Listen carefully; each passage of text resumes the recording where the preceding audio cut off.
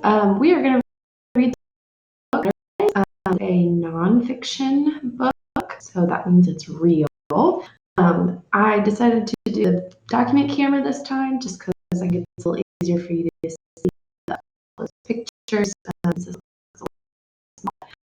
is National Geographic book by Laura Marsh, Butterflies. If you have not checked the butterfly video that I posted on, I'm going to be posting those each some real live caterpillars that I got for you to observe. So first we have our table of contents here that tells us what we can find on each page. Right? These little titles here: wildebeest, monarchs, red crabs. This says on the move. When animals travel from one region or habitat to another, it is called migration. Animals migrate in search of food or a mate. Migration helps animals survive on Earth. Many animals migrate. The monarch butterfly is one of them. And it has a little caption over here. It says wing words, migration, moving from one region or habitat to another for food or a mate. And then mate, either male or female. And here, most animals need to have amazing monarchs. What insect is black and orange and flies the farthest of any on Earth? You guessed it. It's a monarch butterfly. It's a little hard to see. Butterflies migrate 2,000 to 3,000 miles. It's a long way. They travel to the forests of Mexico from the United States and Canada and back every year. Since butterflies are so small, a mile is much farther for them than for people. A butterfly's 2,800-mile trip is like a person traveling 275,000 miles. That's like walking around the Earth 11 times. It looks all around the Earth 11 times. That's a lot. Mighty big trip. Right, so it shows the migrations. So it shows these orange arrows going down, and then the little yellow arrows going up. So it says two monarch populations. The western population migrates along the Pacific coast of the United States. The eastern population migrates east of the Rocky Mountains in the United States and Canada, all the way to Mexico. This book is about the eastern population. So this will be the ones over here. And it says, weird but true, monarch caterpillars get oxygen through holes in the sides of their bodies. Interesting. It is winter. In the Oyamel forest, clusters of butterflies make the trees look orange. There are so many butterflies that cover 11 football fields. Here, monarchs rest and wait for spring. And another weird fact, antennae give butterflies a sense of smell. So here the trees cover monarch butterflies. So they kind of leaves, especially butterflies. In this swarm of newly awakened monarchs fly through the air. Millions of monarchs are ready to leave Mexico. Right, so here's a ton of butterflies. That's a really far away picture because you can see how small each one is. And then here's a up picture. This is like a tree that's just completely covered in butterflies. And then it has a little question up here. Why couldn't the butterfly come to the dance? And then upside down here, because it was a mothball.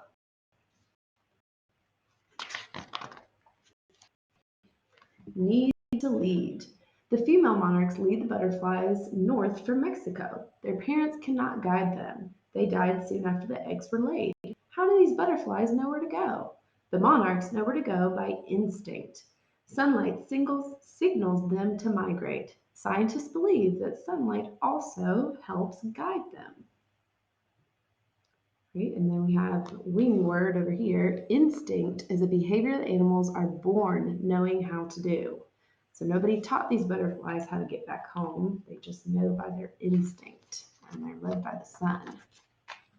It says it's a whole family. Each year, the monarch migration takes several generations. 3 or 4 generations complete the trip north, but only one generation makes the return trip south.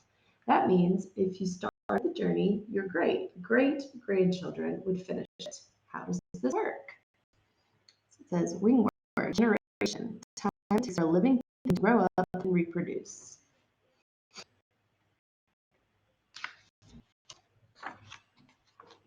The first 3 or 4 generations live 2 to 6 weeks as adult butterflies.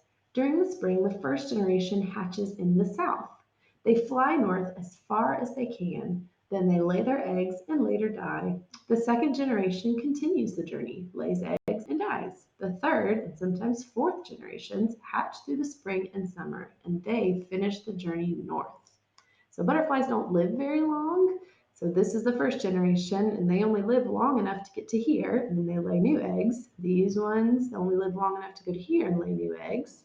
And these ones only live long enough to get to here. And then finally, that last generation, if there is a fourth, the third might be the one to finish it, live long enough to come back and reproduce here. And then the new ones will end up making their journey back down.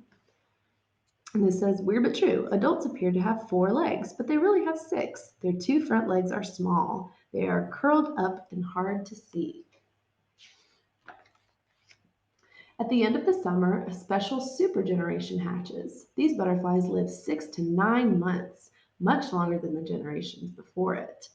In the fall, when it gets colder in the north, the monarchs fly south. They fly all the way back to the Oyamel forest in Mexico. This takes about 2 months. It is a long and dangerous journey. On this page, they only live long enough to get to here, to here, to here, to here, but the super generation can make it all the way back in one trip. Danger. Predators. Migrating butterflies make a delicious snack for many predators. To keep enemies away, monarchs in protection. So here's some of the predators: praying mantis, fire ants, oriole, which is a bird. Predators eats other animals, and a toxin is a poison from a living thing. And then it says here, monarchs' predators include spiders, black-eared mice, praying mantises, fire ants, birds such as squirrels and grosbeaks. So milkweed has toxins in it.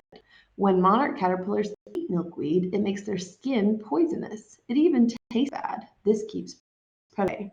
But some predators can withstand the toxins or feed on monarchs without eating their skin. So they still get eaten by some things, but they eat milkweed, a flowering plant with milky juice, to make them poisonous and taste bad. Cold temperatures. Monarchs need warm temperatures to fly. When temperatures get too low, monarchs will die.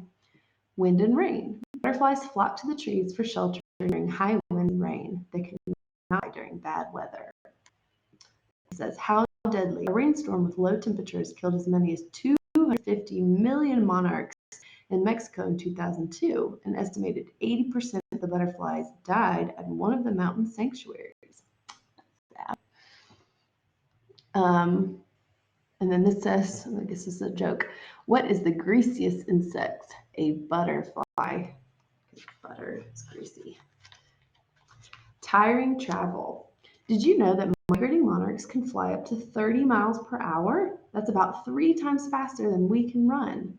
Monarchs usually fly 50 to 100 miles a day when they are migrating, but the farthest recorded monarch travel is 265 miles in one day. Whew, that's tiring just to think about. So that's like going from Philadelphia to Boston, 270 miles in one day. And it says monarch tracking. Scientists learn about monarchs by tracking them. Small tags are put on monarchs' wings. The tag butterfly is caught. The tag number, date, and place are entered into a website. The scientists know how many miles the butterfly flew. They also know how long it took. You can help tag monarchs too. Find out more at monarchwatch.org. There's a tiny little tag on them. In the winter, monarchs rest from their long journey. They wake in the spring, lay their eggs, and die soon after. When the eggs hatch, a new first generation begins again. This generation starts the journey north. From egg to butterfly. There are 4 stages in a butterfly's life. 1 is egg. A mother butterfly places her eggs on a milkweed leaf. A tiny butterfly egg is the size of a pinhead. So think about like a little tiny sewing pin. So probably similar to the size of the point of this. This stage lasts 4 days. And it says, hardworking mamas. A female carries up to 400 eggs. She flies from leaf to leaf. On each leaf, she places only 1 or 2 eggs. That's a lot of work.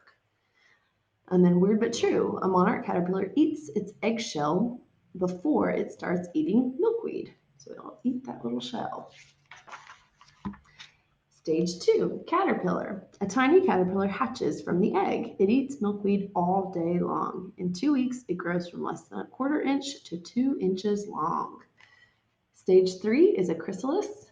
A caterpillar creates a hard protective coating around itself called a chrysalis.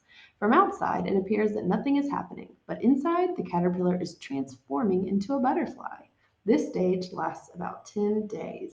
And the chrysalis, an insect between larva and adult stage in a hardened case or cocoon.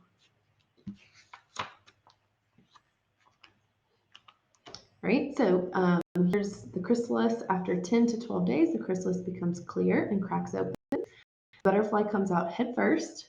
Its wings are small and crumpled. The monarch pumps liquid through the veins in its wings to enlarge them. The butterfly's veins stiffen. After about 1 hour, it is out of the chrysalis. The monarch is ready to fly. So stage 4, butterfly, when the chrysalis opens and a butterfly is born. And this is a little joke. Why did John throw the butter out the window? He wanted to see the butterfly. Right? Munching monarchs. When monarchs are in the caterpillar stage, they eat only milkweed plants, eat a lot. Adult monarchs eat the sweet nectar from many different flowering plants, including milkweed.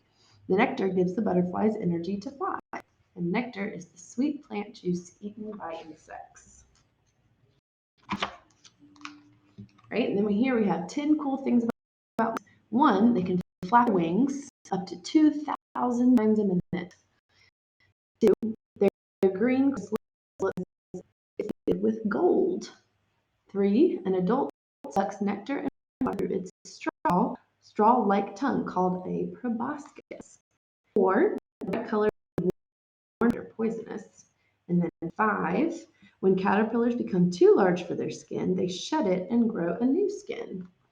6, predators kill 15% of the monarchs in Mexico every year. 7, adult females have wider veins on their wings than the males. 8, though strong enough to fly 2,000 miles, a butterfly weighs less than a clip. 9, newly hatched butterfly has to wait for its wings to stiffen before it can fly away. And then 10, scientists think monarchs have been migrating for thousands of years. Pretty cool. And then at risk, humans love monarchs, but they can harm them by accident. In the forests of Mexico, many trees where they live have been cut down. This is called deforestation. Monarchs need trees for protection against wind and rain. Deforestation is a big problem for monarch butterflies. Cutting down forests of trees, and then habitat, a place or environment where a plant or animal naturally lives. Monarchs are also losing their milkweed. People use chemicals to stop annoying. They see milkweed as a harmful weed. Monarch butterflies can't live without milkweed. Humans and monarchs need to learn to share. This is weird. Caterpillars have 6 pairs of tiny eyes, but they don't see well. And then what you can do. There are many ways to help monarchs. Tagging butterflies is one way. You can also plant a butterfly garden. This special garden gives monarchs a place to rest, feed, and lay eggs so that they can continue their amazing journey. Right. And then we have our glossary at the end that tells us the words that we learned and what they mean. Right, so some questions about this one. Really, you can just talk to your mom or dad or somebody, or write down some facts that you learned about butterflies through this book. All right.